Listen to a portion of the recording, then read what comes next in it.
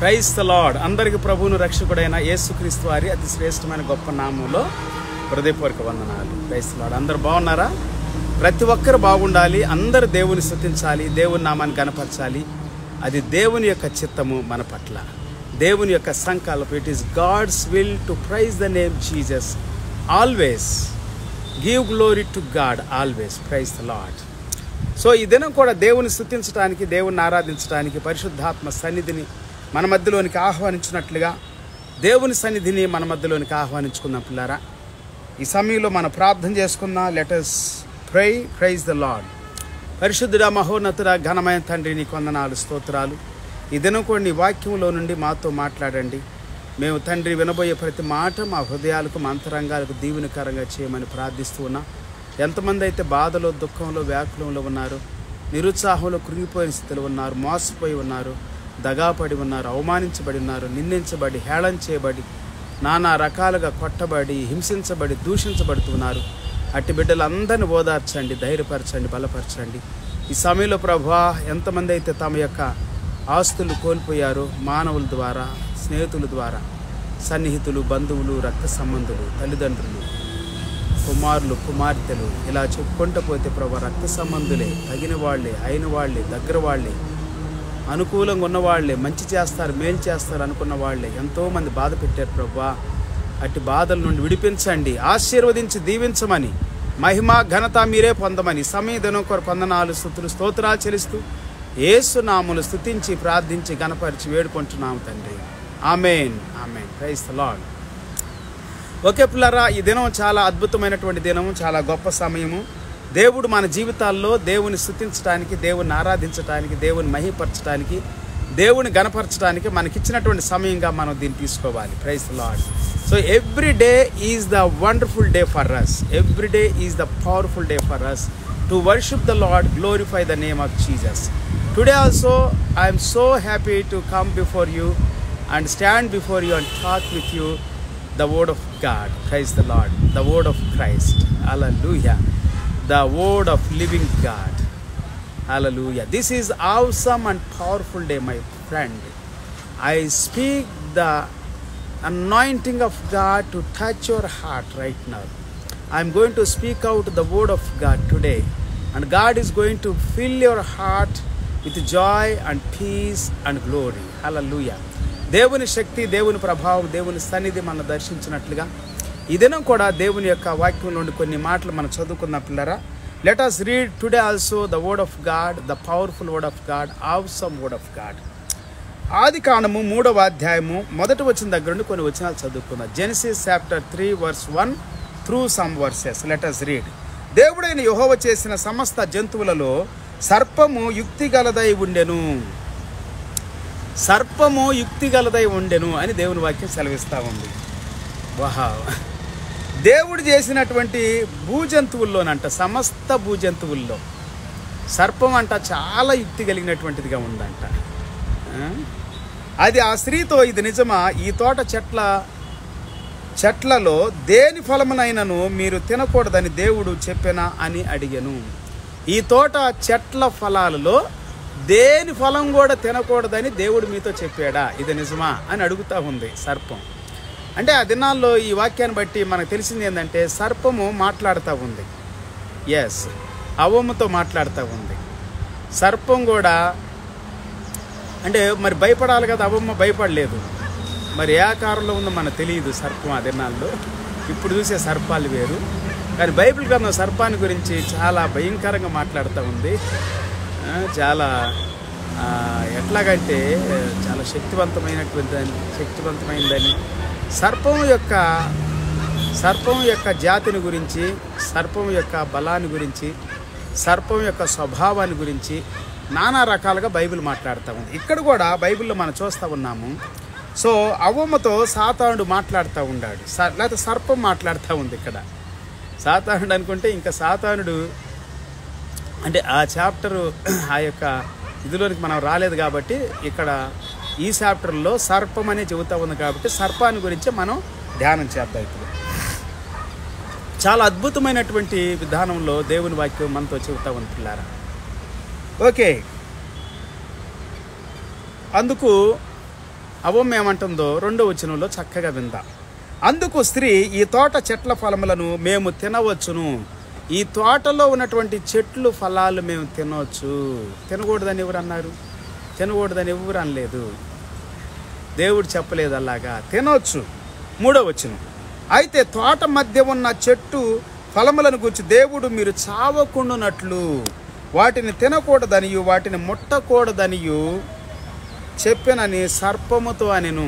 దేవుడు ఏం చెప్పాడు? ఇది అందరూ తెలిసిందే, తినకూడదన్నాడు. కానీ అవ్వమ్మ ఏం చెబుతా ఉంది? తినకూడదన్నాడు, ముట్టకూడదన్నాడు. దేన్ని? తోటలో మధ్యలో ఉన్నటువంటి ఒక చెట్టు ఉంది, మంచి చెడు తెలివినిచ్చేటువంటి చెట్టు. 4వ వచనం, అందుకు సర్పము, మీరు చావనే చావరు.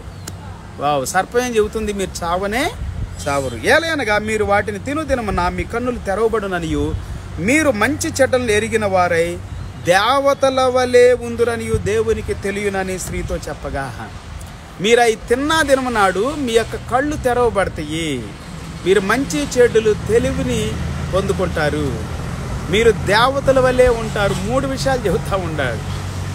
సర్పం అనుకుందాం, మన సర్పం దగ్గరే ఉండాలి ఇప్పుడు. సో సర్పం ఏం చెబుతా ఉందంటే 3 విషయాలు చెబుతా ఉంది. మీరు చావనే చావరు అని అంటూ, మీరు ఎలాగుంటారు?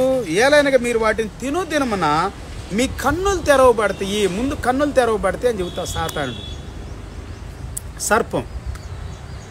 సరే, అదే జరిగింది. ఏ కన్నులు తెరవబడినాయి? శరీర సంబంధమైన కళ్ళు తెరవబడినాయి. మీరు మంచి చెడులను ఎరిగిన వారై ఉంటారు. మంచి చెడులు అనేటువంటి మీకు తెలుస్తాయి, దేవత వలె ఉంటారు అని చెబుతా ఉంది. For God knows that when you eat of it your eyes will be opened and you will be like God knowing good and evil. దేవుళ్ళలాగుంటారు, దేవుళ్ళలాగుంటారు. ఇక్కడ తెలుగు బైబిల్ ఉంది, దేవత వలె ఉందురని దేవునికి తెలియనని స్త్రీతో చెప్పాను అని ఉంది. ఓకే, 6వ వచనములో, స్త్రీ, ఆ వృక్షము ఆహారమునకు మంచిదియు కన్నులకు అందమైనదియు వివేకమునిచ్చు రమ్యమైనదై ఉండుట చూచి. స్త్రీకి ఎలా కనిపించిందంట? ఆహారానికి మంచిది అనిపించిందంట, నెంబర్ 1. 2వది, కన్నులకు అందంగా ఉందంట. 3వది, రమ్యమైనదై ఉండుట చూచి. వివేకమిచ్చు, అందమైనదియు వివేకమిచ్చు రమ్యమైనదియునై ఉండుట చూచినప్పుడు ఆమె దాని ఫలములలో కొన్ని తీసుకొని తిని తనతో పాటు తన భర్తకును ఇచ్చెను, అతడు కూడా తినెను. ఇద్దరు తిన్నారు. అందుకే దేవుడు అంటాడు, నువ్వు నీ భార్య మాట విన్నావు అని అంటాడు. భార్య మాట విన్నాడు ఆదాము. అబ్రహాం కూడా విన్నాడు అనుకండి, కానీ అబ్రహాం చరిత్ర వేరుగా ఉంది, ఆదాము చరిత్ర వేరుగా ఉంది. సో దేవుడు ఇక్కడ అద్భుతమైనటువంటి మాట దేవుని వాక్యంలో రాసి పెట్టేట్లారా. సాతానుడు ఎంత మోసం చేస్తున్నాడో చూడండి. మోసాలు చేసేవాళ్ళు మీ దగ్గరికి వస్తారు, జాగ్రత్త. అవ్వమ్మ చరిత్ర మనకేం చెబుతుందంటే, మోసగాళ్ళతో జాగ్రత్త, అబద్ధికులతో జాగ్రత్త, దొంగలతో జాగ్రత్త, మాయ చేసే వాళ్ళతో జాగ్రత్త, ఆశ చూపే వాళ్ళతో జాగ్రత్త. ఆశలు చూపుతారు, చాలా ఆశలు చూపుతారు. మీరు దేవతలాగుంటారు, లేకపోతే దేవుళ్ళలాగుంటారు. మీ కన్నులు తెరవబడతాయి, మంచి చెడులు మీరు తెలుసుకుంటారు, అది దేవునికి తెలుసు. ఇలాంటివి చాలా విషయాలు చెప్పాడు. అయితే వాస్తవంగా వారి కళ్ళు తెరవబడినాయి, శరీర దిగంబరులు అని తెలుసుకున్నారు వాళ్ళు. ఎస్, చావనే చావరు అని అన్నారు, అది అబద్ధం.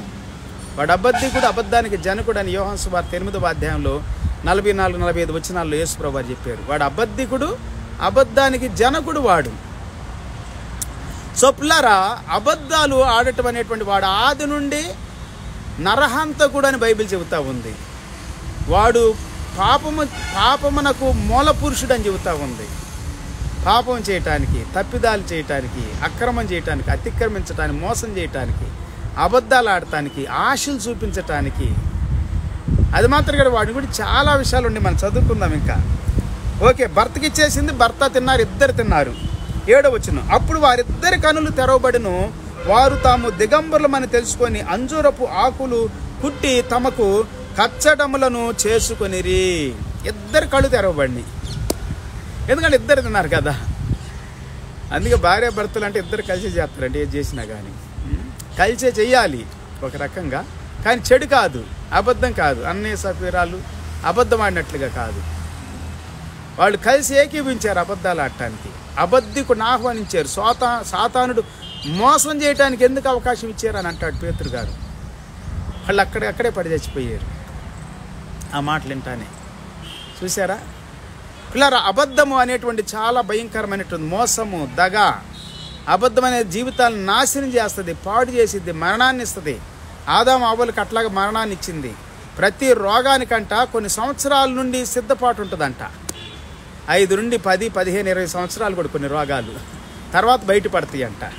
బయటపడినాయి అంటే ఇక మొండిగేసేస్తాయి, ఆస్తులు పోతాయి, మనశ్శాంతి పోయిద్ది, ఇంకా సంబంధాలు తెగిపోతాయి, అయినోళ్ళు కొంతమంది దూరం అయిపోతారు. రోగం వచ్చిందంటే ఇక అంతే దూరం అయిపోతారు. రోగం రానంత వరకు బాగుంటారు, ఆస్తులు ఉన్నంతవరకు నువ్వు బాగున్నంత వరకు. నీ దగ్గర తినటానికి ఉండటానికి మంచిగా ఉంటే చక్కగా ఉంటారు. నీ వల్ల ప్రయోజనం ఏమి లేదంటే ఎవరి దగ్గరకు రాడు, అందరు దూరం చేసేస్తారు, దూరం అయిపోతారు. జాగ్రత్తగా ఉండండి, తెలివిగా ఉండండి, దేవుని యందు భయభక్తులు కలిగి ఉండండి, దేవుని మార్గంలో ఉండండి. ఆదామవులో చక్కగా చెప్పాడు దేవుడు. విన్నారా? వినలేదు. చాలాసార్లు మనకు వాక్యం ఉంది, వాక్యం చదువుతున్నాం కాదు, వింటున్నావా వింటల్లా, లోబడుతున్నా, విధేయత చూపట్లా. భయం ఉందా? లేదు. ఒక్కోసారి భయం ఉన్నట్టు నటిస్తాం, విధేయత చూపుతున్నట్లుగా ఉంటా, తలాడిస్తారు ఇట్లాగా. ఓకే డాడీ, ఓకే మమ్మీ, సరే అంటారు. వాళ్ళు తోచింది చేస్తారు, వాళ్ళకి నచ్చింది చేస్తారు, నా ఇష్టం అని అంటారు. ఈ దినాల్లో చాలా వరకు నా ఇష్టం అనే వాళ్ళు ఉన్నారు. లోకస్తుల్లో ఇంకా ఎక్కువ. వాళ్ళు ఏం చేస్తారో వాళ్ళకే తెలియదు. దాన్ని చూసి క్రైస్తవులు కూడా, దేవుని బిడ్డలు కూడా, నమ్ముకున్నటువంటి వాళ్ళు లోకస్తులతో కలిసిపోతున్నారు, లోకస్తులతో ఏకీభవిస్తూ ఉన్నారు. పాపం చేవారితో దుష్టుల ఆలోచన చొప్పున నడవక, పాపుల మార్గంలో నిలవక, అపహాసులు కూర్చున్న స్థలములో కూర్చుండక, యెహోవా ధర్మశాస్త్రమునందు ఆనందించుచు దివారాత్రులు దాన్ని ధ్యానించు నరుడు ధన్యుడని చెప్పాడు కదా దేవుని వాక్యంలో. 1వ కీర్తన 1వ వచనం దగ్గర నుండి వాక్యాలను పక్కన పెట్టేస్తాం. ఇక్కడ అవమ్మ అదే చేస్తా ఉంది. అప్పుడు వాళ్ళిద్దరు కళ్ళు తెరవబడి అంట. 8వ వచనం, ఆదికాండం 3వ అధ్యాయం 8వ వచనం చదువుకుందాం. చల్లపోటున ఆదామును అతని భార్యయు తోటలో సంచరించుచున్న దేవుడైన యెహోవా స్వరము విని, సంచరిస్తూ ఉన్నాడంట దేవుడు తోటలో. దేవుని అలికిడి విన్నారు వాళ్ళు, స్వరం కూడా విన్నారు. దేవుడైన యెహోవా ఎదుటికి రాకుండా తోట చెట్ల మధ్యను దాగుకొనగా, అంటే దేవుడు ప్రతిరోజు వాళ్ళతో మాట్లాడుతూ ఉన్నాడు, వాళ్ళని దర్శిస్తూ ఉన్నాడు, వాళ్ళతో సంభాషిస్తూ ఉన్నాడు, సహవాసం చేస్తూ ఉన్నాడు. దేవుడు మనిషితో సహవాసం కోరతాడండి, జంతువులతోనూ, పక్షులతోనూ, పురుగులతోనూ, కుక్కలతో, నక్కలతో, ఆకాశంలో ఉన్నటువంటి సూర్యచంద్ర నక్షత్రాలతో కాదండి. అన్నిటిని విడిచిపెట్టి పక్కన పెట్టి దేవుడు తన పిల్లలతో, మనుషులతో స్నేహం చేయాలని, సహవాసం చేయాలని ఇష్టపడుతూ ఉన్నాడు. అందుకే మన సహవాసం అయితే తండ్రి అయిన దేవునితోనూ, ప్రభువును రక్షకుడైన యేసుక్రీస్తుతో, తన కుమారుడైన యేసుక్రీస్తు అని భక్తులు, ప్రవక్తలు అందరూ చెప్పారు, అపోస్తులు అందరూ చెప్పారు. పాత నిబంధనలో తండ్రితో అని చెప్పారు, కొత్త నిబంధనలో కుమారుడు ద్వారా, యేసుక్రీస్తు ద్వారా తండ్రితో అని చెప్పారు. Praise the lord. సో పిల్లరా, యేసుక్రీస్తు ద్వారా మనకు రక్షణ కలుగుతూ ఉంది, విమోచన కలుగుతూ ఉంది. ఆదాము చేసినటువంటి ఈ తప్పిదాలు, ఈ పాపాలు, ఈ రోగాలు కొన్ని సంవత్సరాలుగా గూడు కట్టుకొని ఉండే బయటపడతాయి. చూడండి, ఆ రోగాలన్నిటి నుండి మనల్ని విడిపించడానికి యేసు ప్రభు మన కోసం భూలోకానికి వచ్చాడని మనం నమ్ముతూ ఉన్నాం. ఆయన మన కొరకు చనిపోయాడని, సమాధి చేయబడ్డాడని, తిరిగి 3వ దినాన్ని లేచాడని, రక్తాన్ని కార్చేయడని, రక్తం ద్వారా మనకు పాప విమోచన, ఆయన శరీరంలో పొందిన గాయముల ద్వారా మనకు స్వస్థత కలుగుతుందని మనం నమ్ముతూ ఉన్నాం. పిల్లారా, 10వ వచనం చదువుకుందాం. ఆదికాండము 3వ అధ్యాయం 10వ వచనం. అందుకతడు, నేను తోటలో నీ స్వరము వినినప్పుడు దిగంబరినిగా ఉంటేను గనక భయపడి దాగుకొంటినని అంటున్నాడు. ఎందుకు? 9వ వచనంలో, దేవుడైన యెహోవా ఆదామును పిలిచి, నీవు ఎక్కడ ఉన్నావు అన్నాడు. ఆదామా, నువ్వు ఎక్కడున్నావు? జాన్ సామేల్, నువ్వు ఎక్కడున్నావు? ఆమేన్, ప్రైజ్ ది లార్డ్. లైవ్లోనే ఉండొచ్చు, మీరు కూడా ఎక్కడున్నారో తెలియదు. దేవుని స్వరం వినండి, ప్రతిరోజు దేవునికి లోబడండి, దేవునితో మాట్లాడండి, దేవునితో సమయం గడపండి. నేను చాలాసార్లు చెప్పుకుంటూ వస్తాను, యేసుక్రీస్తు వారు తండ్రితో ఏకాంతంగా సమయం గడిపేవాడు, ఒంటరిగా సమయం గడిపేవాడు, రాత్రి అంతా సమయం గడిపేవాడు, ఉదయాన్నే చాలా చీకటి ఉన్నప్పుడు లేచి వెళ్ళి దేవునితో సమయం గడిపేవాడు, తండ్రితో సమయం గడిపేవాడు. కొండల్లోనికి వెళ్ళేవాడు, అరణ్యంలోనికి వెళ్ళేవాడు, ఏకాంత ప్రాంతాలకు వెళ్ళేవాడు. దేవునితో సమయం గడపటం ఆశీర్వాదకరం పిల్లారా. Hallelujah. Be with the lord always, that is good for you and for your family blessings. Praise the lord. ఆదామా ఎక్కడున్నావు అని అంటే ఆదాం అంటున్నాడు, అందుకు అతడు నేను తోటలో నీ స్వరం వినప్పుడు దిగంబరినిగా ఉంటేని గనక భయపడి దాగుకొంటిని అని అంటా ఉన్నాడు. నేను దాక్కున్నాను అని అంటా ఉన్నాడు. మరి ఆదాం ఎప్పుడు దక్కలేదు కదా. ఆదాం ఏంది కొత్తగా ఏంటి ఆదాం అని అంటే 11వ వచనం, ఆదికాండం 3వ అధ్యాయం 11వ వచనం చెబుతూ ఉంది, అందుకు ఆయన నీవు దిగంబరివని నీకు తెలిపిన వాడెవడు, నీవు తినకూడదని నేను నీకు ఆజ్ఞాపించిన వృక్ష ఫలములు తింటివా అని అడిగాను. దేవుని తెలియదా? తింటివా, తిన్నావా అని అడుగుతున్నాడు. తెలుసు దేవునికి, కానీ ఆదాము ద్వారా చెప్పించాలి, ఒప్పించాలి. మన లోపల నుండి, మనలో నుండి నిజాన్ని, సత్యాన్ని బయటికి తీసుకురావాలి. లేకపోతే పాప ఒప్పుకోని బయటికి తీసుకురావాలి, మనం చేసిన తప్పును బయటికి తీసుకురావాలి. ఆమేన్. అది మనకు మంచిది పిల్లారా. సో కాబట్టి నీ పాపాన్ని నువ్వు ఒప్పుకుంటే నువ్వు విడుదల పొందుతావు, నువ్వు శిక్ష నుండి తప్పించబడతావు. Praise the lord. ఆమేన్. పాపాన్ని ఒప్పుకోవాలి, కప్పుకోకూడదు. నేను దిగంబరినిగా ఉన్నాను నేను చూసినప్పుడు అంటాడు 12వ వచనంలో, 3వ అధ్యాయము, ఆదికాండం 3వ అధ్యాయము, జెనసిస్ చాప్టర్ 3 verse 12, 3:12. అందుకు ఆదాము నాతో నుంటకు నీవు నాకిచ్చిన ఈ స్త్రీయే ఆ వృక్ష ఫలములు కొన్ని నాకియగా నేను తింటిని అని. నువ్వు నాతో ఉండటానికి ఇచ్చేవు కదా స్త్రీని, ఇదిగో ఈ స్త్రీయే చేసింది ఆ పని, నేను కాదు ప్రభు అని అంటున్నాడు. నేరాలు అనేటువంటివి ఇంకొకళ్ళ మీద త్రోసేయటం, ఈజీగా తోసేస్తాం. ఇంట్లో రోజు జరిగే అయ్యే, పాస్టర్ల మధ్యలో, విశ్వాసుల మధ్యలో, స్నేహితుల మధ్యలో, ఆఫీసుల్లో, ఎక్కడికన్నా వెళ్ళండి, ఈజీగా ఇంకోటి మీద తోసేసేస్తాం, ఇంకొకటి మీద నేరం మోపేస్తాం, నిందలేసేస్తాం, కల్పించేసేస్తాం, కథలల్లేసేస్తాం. ఇవన్నీ సాతాను స్వభావం పిల్లారా, దయ్యపు స్వభావం, చీకటి సర్పము యొక్క స్వభావము. కల్పించటం, మాయ మాటలు చెప్పటం, మోసం మాటలు చెప్పటం. మోసాలు భలే చేస్తారని చాలామంది. బైబిల్ గ్రంథం సెలవిస్తాం 3వ వచనం చదువుకో, 13వ వచనం, 3వ అధ్యాయం 13వ వచనం. అప్పుడు దేవుడైన యెహోవా స్త్రీతో నీవు చేసినది ఏమిటని అడగగా, స్త్రీ సర్పము నన్ను మోసపుచ్చినందున తింటిని అని, సర్పము నన్ను మోసం చేసింది అనే పదం వాడుతూ ఉంది. Then the lord God said to the woman, what is this that you have done? The woman said, the serpent deceived me and I ate. The serpent deceived me. సాతాను నన్ను మోసం చేసింది అని చెబుతా ఉంది పిల్లారా. నా తప్పు ఏమి లేదు. ఆదాము అంటున్నాడు, నా తప్పేమి లేదు, నువ్వే తప్పు చేసావు, ఇవి నాకు ఇచ్చి అని అంటున్నాడు ఆదాము. అవ్వేమంటుందంటే, నా తప్పు ఏమి లేదు, అదిగో సర్పం నన్ను మోసం చేసింది అని అంటా ఉంది. 14వ వచనం, అందుకు దేవుడైన యెహోవా సర్పముతో నీవు దీన్ని చేసినందు నా పశువులన్నిటిలోను భూజంతువులన్నిటిలోనూ నువ్వు శపించబడిన దానివై. ఇక అడగట్లే సర్పాన్ని, ఇది తెలిసిపోయింది కదా. సర్పాన్ని తెలుసు, దేవుని తెలుసు, ఆడు ఒప్పుకాడు కదా. ఒప్పుకోకపోయినా కానీ సాక్ష్యాలు ఉండేవి. అక్కడ ఆదాము చెబుతున్నాడు, అవ్వ చెబుతా ఉంది, సాక్ష్యాలు ఉండేవి కదా. ఓకే, భూజంతువులన్నిట్లో నీవు శపించబడిన దానవై, నీ కడుపుతో ప్రాకుచు నీవు బ్రతుకు దినములన్నీ మన్ను తిందువు అని చెప్పాడు దేవుడు. 15వ వచనం, మరియు నీకును స్త్రీకిని నీ సంతానమునకును ఆమె సంతానమునకును వైరము కలుగు చేసేదను, అది నిన్ను తల మీద కొట్టును, నువ్వు దానిని మడిమ మీద కొట్టుదు అని చెప్పాను. తల మీద కొడితే నువ్వే మడిమ మీద కొడతావు అని చెబుతా ఉన్నాడు. సో ఈ వాగ్దానము యేసుక్రీస్తు వారి భూమి మీదకి వచ్చిన 4000 సంవత్సరాలు పట్టిందండి. వాగ్దానం, నిబంధన, లేకపోతే ప్రమాణము, లేదా దేవుడు చెప్పింది నెరవేరటానికి. Praise the lord. యేసుక్రీస్తు ప్రభు మానవుడిగా భూమి మీదకి శరీరధారిగా వచ్చాడు. ఆ దినమే సంకల్పించాడు దేవుడు, ఆ దినమే ప్రవచించాడు దేవుడు, ఆ దినమే చెప్పాడు దేవుడు మానవుని యొక్క పాపానికి విమోచన. యేసుక్రీస్తు వారు 4000 సంవత్సరాల తర్వాత యేసుక్రీస్తు వారు భూమి మీదకి వచ్చి ఆయన మానవుల కొరకు, పాప క్షమాపణ కొరకు రక్తాన్ని కార్చేస్తున్నారు. ఓకే, బైబిల్ చెబుతా ఉంది 16వ వచనం, 3వ అధ్యాయం 16వ వచనం, ఆయన స్త్రీతో నీ ప్రయాసమును నీ గర్భవేదనయు నేను మిక్కిలి హెచ్చించేదను, వేదనతో పిల్లలను కందువు, నీ భర్త ఎడల నీకు వాంఛ కలుగును, అతడు నిన్ను ఏలునని చెప్పెను, ఏలతాడని చెప్పాను. ఆయన ఆదాముతో నీవు నీ భార్య మాట విని తినవద్దని నేను నీకు ఆజ్ఞాపించిన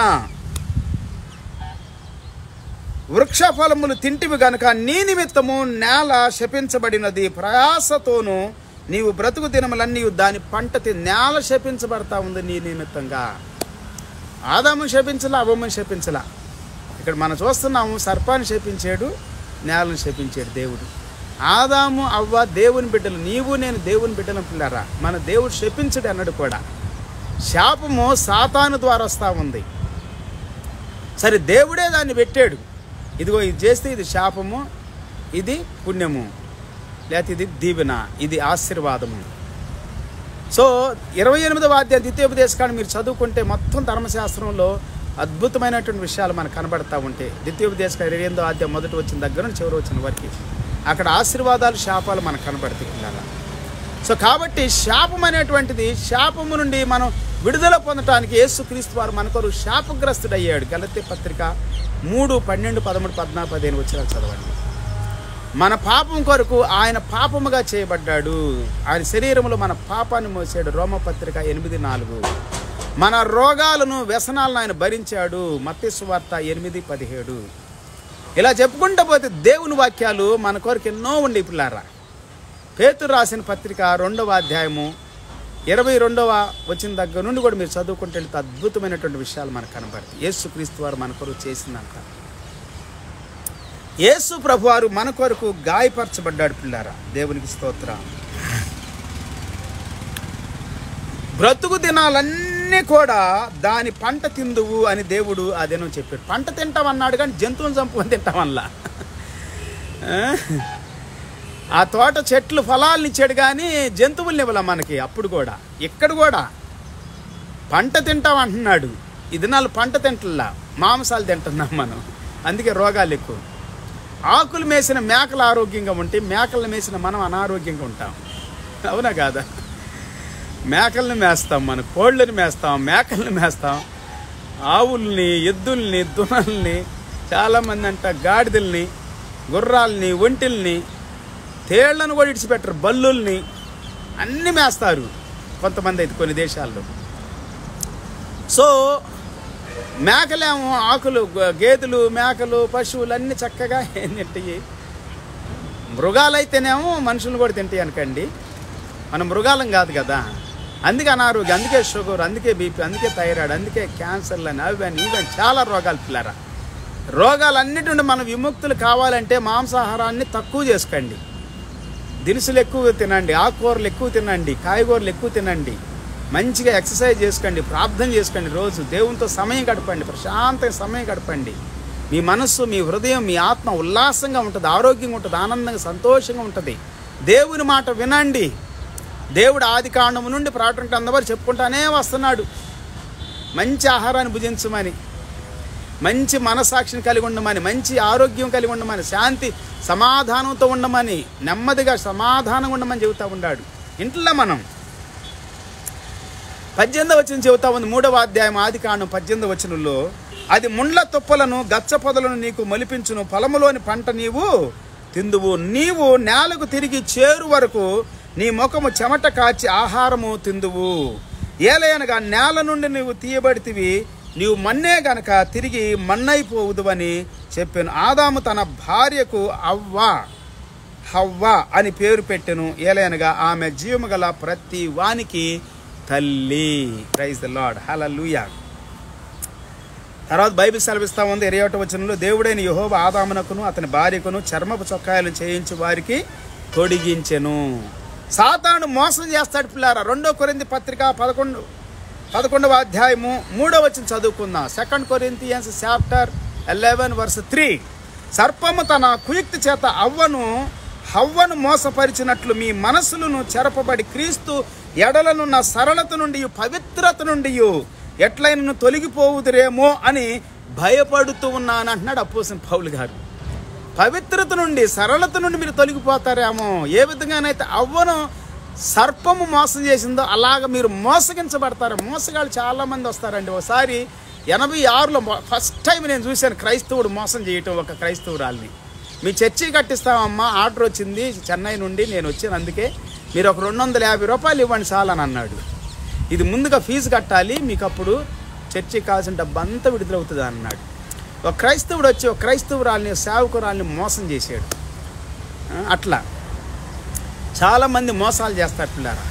ఒకడు మీ బ్యాంకు కరెంట్ అకౌంట్ ఓపెన్ చేసి నేను బ్యాంకు ద్వారా మీకు కొన్ని పైసలు తెప్పిస్తాను, ఒక క్రైస్తవుడు ఒక పాస్టర్ గారు మోసం చేశాడు. వేస్తానని 5,000 రూపాయలు తీసుకెళ్ళి అట్లా మోసం చేశాడు. ఇంకో క్రైస్తవుడు మోసం చేశాడు, మీరు 10,000 ఇస్తే 40,000 ఇస్తాం మీకు అని చెప్పి.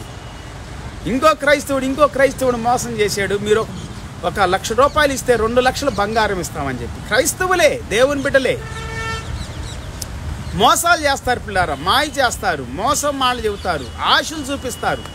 మీ దగ్గరకు వచ్చి ఇలా చాలామంది స్త్రీలను మోసం చేస్తారు. కొంతమంది పురుషులు, కొంతమంది భార్యలను మోసం చేస్తారు, పొరుగువాని భార్యను మోసం చేస్తారు మోసాలు చెప్పి.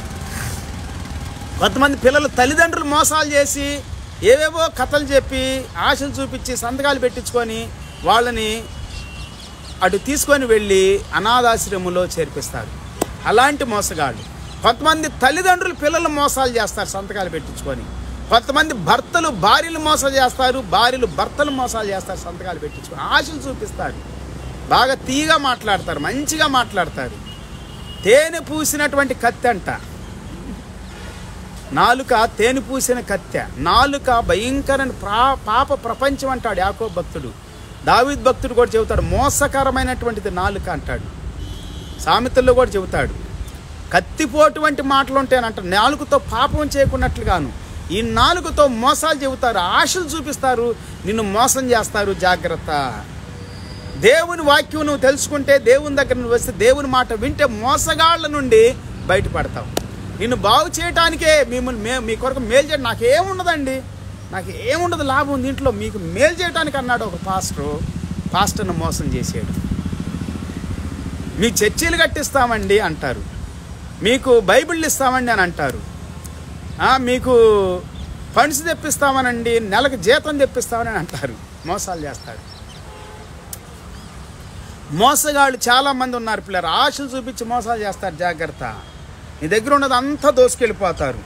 4వ వచనం చదువుకున్నా, కొరింథీ పత్రిక 2 కొరింథీ 11వ అధ్యాయం 4వ వచనం.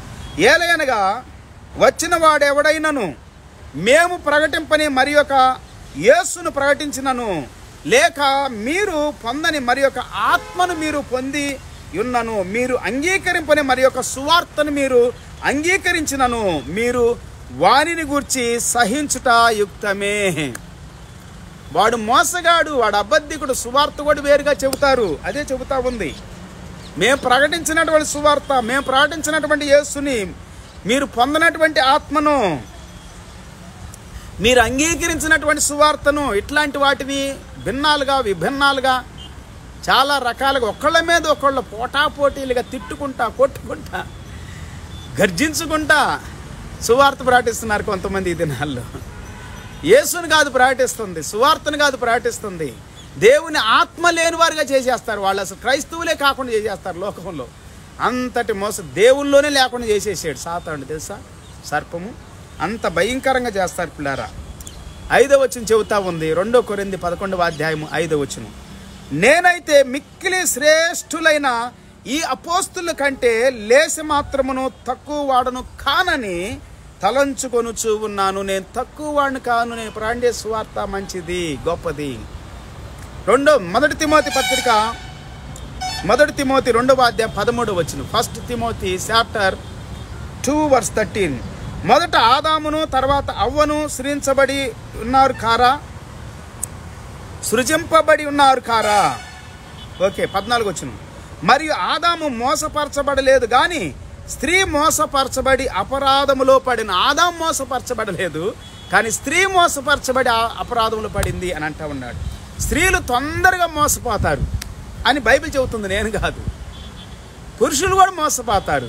ఎవడు పడితే ఆడు చెప్పిన మాటలని మోసం పోయి కాపురాలు చెడగొట్టుకుంటారు, కుటుంబాలు విచ్ఛిన్నం చేసుకుంటారు, తల్లిదండ్రులకి, బంధువులకి, రక్త సంబంధులకి, భార్యకి, పిల్లలకి అందరూ దూరంగా బ్రతుకుతారు. కొంతమంది భార్యలు భర్తకు దూరంగా బ్రతుకుతారు. కొంతమంది భార్య భర్తలు ఇద్దరు కలిసి తల్లిదండ్రులు వేరు చేసి దూరంగా బ్రతుకుతారు. ఇది కూడా మోసమే పిల్లారా. నానా రకాలైనటువంటి ఆశలతో కూడిన మాటలు నీ మనసుని, నీ హృదయాన్ని ఎట్లా గందరగోళం చేసేస్తాం, సంచలనం చేసే. అంటే అదొక రకమైనటువంటి వాడు ఎవడైనా కానీ దేవుని మాట అంటే దేవుడు ఉన్నాడని నమ్మాలంట, సందేహించకూడదంట. గాలి చేత రేపాడు సముద్ర తరంగాలు పోలి ఉంటాడంట, అలలు తరంగాలు. ప్రియమైనటువంటి వాళ్ళారా, మనం దేవుని ఆరాధించేటప్పుడు, దేవుని దగ్గరకు వచ్చేటప్పుడు దేవుని మాట వినాలి, దేవుని మాట నమ్మాలి. మనుషుల మాట కంటే, బయట వాళ్ళ మాట కంటే, థర్డ్ పర్సన్ మాట కంటే. నీ కుటుంబంలో మీరిద్దరు కలిసి మాట్లాడుకోవాలి, తల్లిదండ్రులు పిల్లలు కలిసి, భార్య భర్త కలిసి మాట్లాడుకోవాలి. అంతేగాని బయట వాళ్ళని ఇన్వాల్వ్ చేయకూడదు. ఇంకొకరు ఇన్వాల్వ్ అయ్యారంటే కుటుంబం అంతా నాశనం అయిపోయింది, జీవితం అంతా పాడైపోయింది, మనశ్శాంతి కోల్పోతారు, ఆనందాన్ని కోల్పోతారు, శాంతి సమాధానం కోల్పోతారు. విచ్ఛిన్నం అయిపోతాయి కుటుంబాలు, వ్యాపారాలు, ఉద్యోగాలు, జీవితాలు అన్నీ కూడా ఇతరుల మాటలు వినటం వల్లనే. పిల్లారా, ఆదాము మోసపరచబడలేదు కానీ స్త్రీ మోసపరచబడి అపరాధములు పడిన. అయినను వారు స్వస్థ బుద్ధి కలిగి విశ్వాస, ప్రేమ, పరిశుద్ధతల యందు నిలకడగా ఉండిన ఎడల శిశు ప్రసూతి ద్వారా ఆమె రక్షించబడును. ఓకే, ప్రకటన గ్రంథం 12వ అధ్యాయం 9వ వచనం చదువుదాం ఇప్పుడు. ప్రకటన, రెవల్యూషన్ చాప్టర్ 12:9. కాగా సర్వలోకమును మోసపుచ్చుచు, సర్వలోకాన్ని మోసపుచ్చేవాడీడు, అపవాదనియు సాతాననియు పేరు గల ఆది సర్పమైన ఆ మహాఘట సర్పము. ఆది సర్పం ఇది, ఆదామును అవ్వమ్మను మోసం చేసిన సర్పం ఇది. సరే, అవ్వమ్మ ద్వారా ఆదాము మోసపోయాడు అనుకోండి, అవ్వమ్మను మోసం చేసిన సర్పం ఇది. అవ్వమ్మలారా జాగ్రత్తగా ఉండండి, భార్యలారా, తల్లులారా జాగ్రత్తగా ఉండండి, మోసపోవద్దు. మోసగాడు మీ దగ్గరకు వచ్చి ఆశలు చూపిస్తాడు. ఎవరైనా కానీ కుటుంబాన్ని నాశనాలు చేసుకున్న వాళ్ళు ఉండ చాలామంది. బయటోడు వచ్చి భార్యాభర్తల మధ్యలోకి వచ్చి ఆశలు చూపిస్తే లేచి వెళ్ళిపోయి జీవితాలు నాశనం చేసుకొని, కుటుంబాలు నాశనం చేసి, పిల్లల్ని అనాథులుగా చేసిన వాళ్ళు ఎంతోమంది ఉండారండి. జాగ్రత్తగా ఉండాలి. మోసగాళ్ళు డబ్బులు దొంగిలిస్తారు, మానవం దొంగిలిస్తారు, కుటుంబాలని విచ్ఛిన్నం చేస్తారు. నానా రకాల నీ దగ్గర ఉన్న బంగారం అంతా, కొంతమందిని చూశాను బంగారం డబ్బులు తీసుకురమ్మంటారు. పాపం ఈ పిచ్చిది ప్రేమిస్తున్నాడు అబ్బా అని చెప్పి బాగా ఆశలకి ఉబ్బిపోతుంది. అదొక రకమైన మాటలు కదా, ఆశతో కూడిన మాటలు.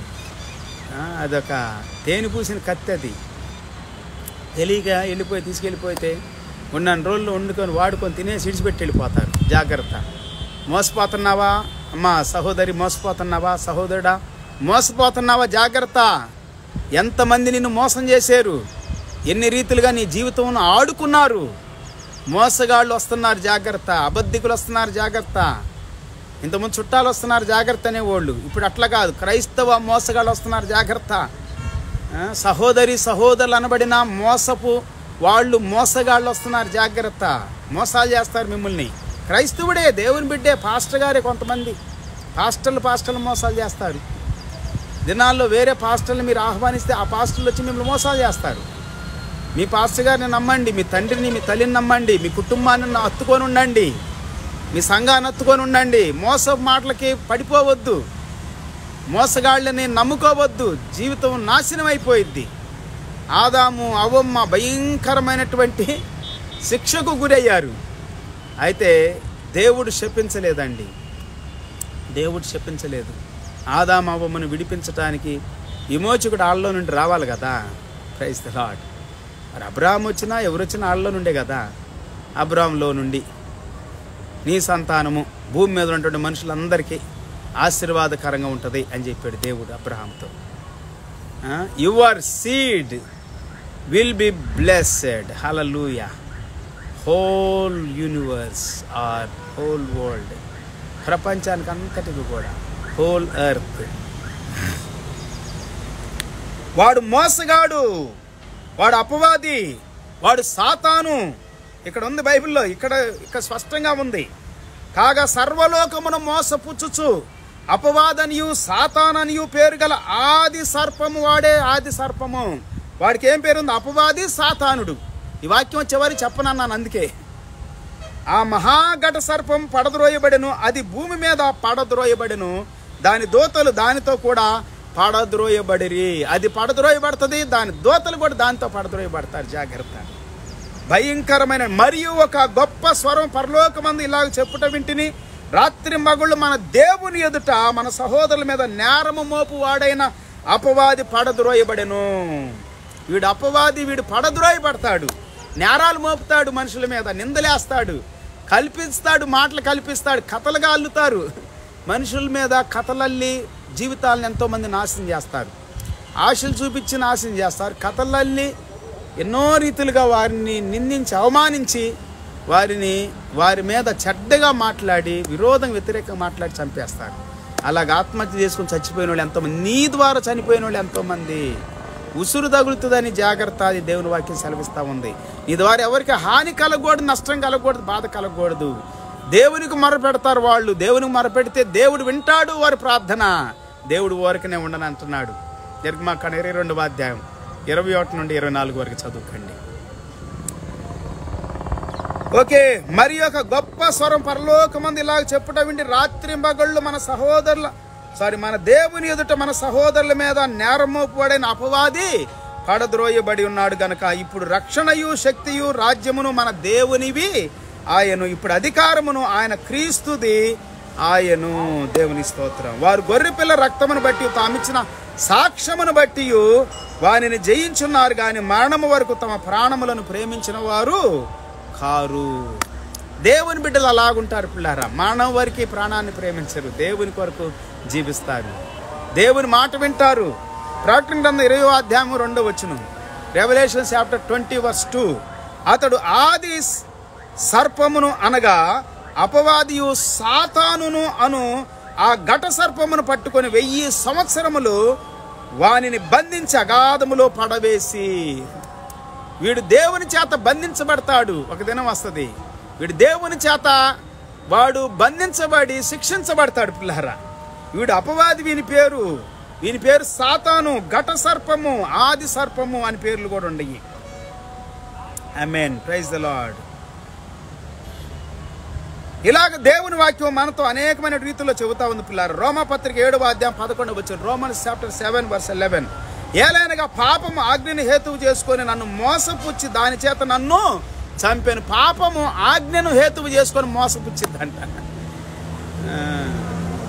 ఆ మోసం అక్కడ నుండి ప్రారంభమయ్యి అలాగ మోసం ప్రయాణం చేస్తానే ఉంది మన జీవితాల్లోనికి, మన హృదయాల్లోనికి, మన అంతరంగాల్లోనికి, మన కుటుంబాల్లోనికి, సమాజంలోనికి, దేశంలోనికి, రాష్ట్రాల్లోనికి, పల్లెలు, ప్రాంతాలు, తాండాలు, అన్ని ప్రాంతాల్లోనికి, భూమండలం అంతటి మీద అబద్ధికుడు, అబద్ధము లాడువాడు, మోసాలు చేయవాడు, ఆశలు చూపేవాడు, మనం దోచుకునేవాళ్ళు బయలుదేరారు పిల్లారా. జాగ్రత్త.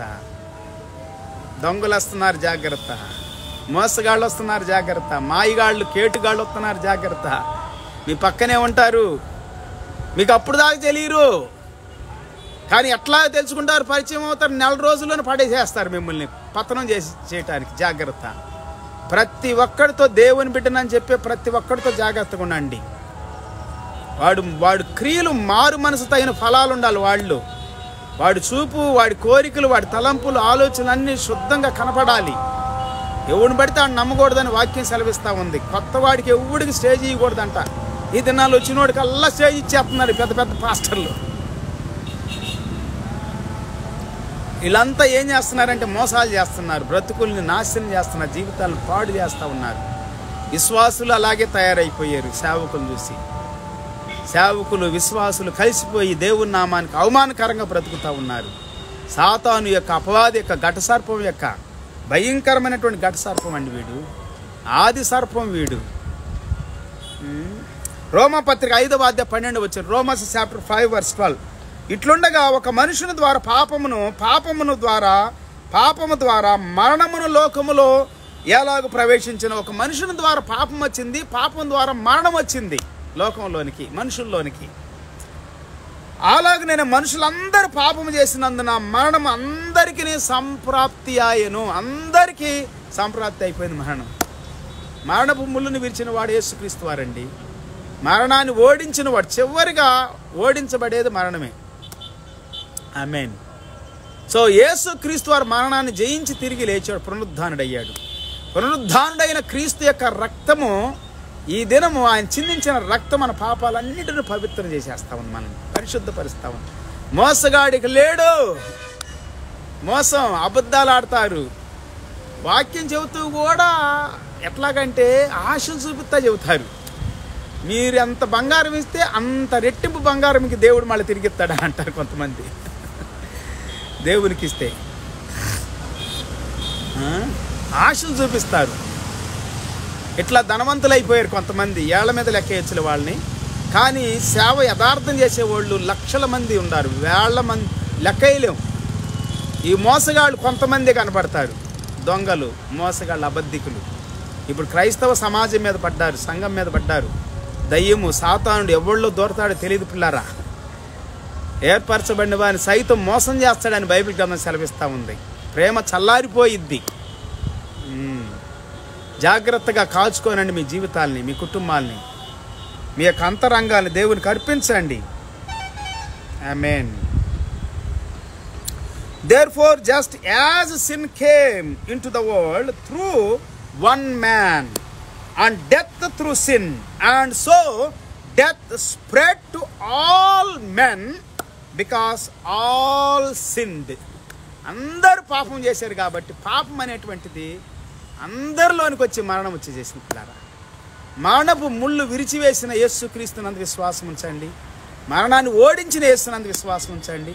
మరణము లేకుండా చేసిన యేసు ప్రభునందు విశ్వాసం ఉంచండి.